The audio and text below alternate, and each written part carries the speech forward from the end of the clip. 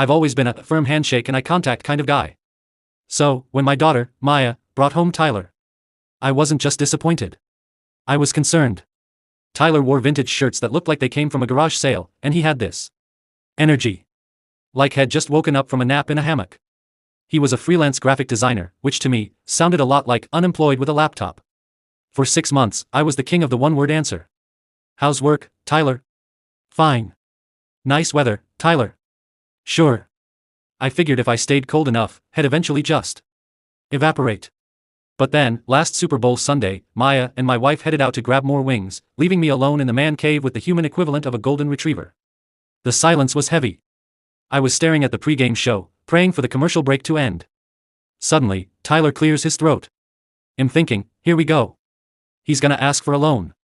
Instead, he looks at my vintage '69 Mustang poster on the wall and says, "You know, my granddad had a '68 Fastback, but he swapped the engine for a '351 Windsor. Total beast until he accidentally drove it into a pond." I froze. I looked at him. Really looked at him. A Windsor? I asked. In a '68? Tyler's eyes lit up. Yeah. He was a total grease monkey. He actually taught me how to rebuild a carburetor when I was 12. For the next 45 minutes, the game didn't even matter. We weren't talking about design. We were talking about torque, chrome, and the absolute pain of finding original parts in the digital age. Turns out, Tyler wasn't lazy. He was just chill.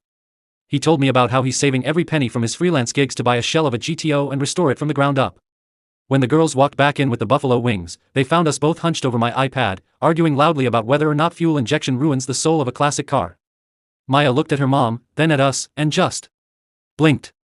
Tyler looked up, grinned, and said, "Hey Mrs. B. Did you know your husband once tried to fix a radiator with chewing gum?" I didn't even get mad that he told my secret. I just laughed. He's still got the messy hair. And the shirts are still questionable. But that kid's alright. He's more than alright. He's family.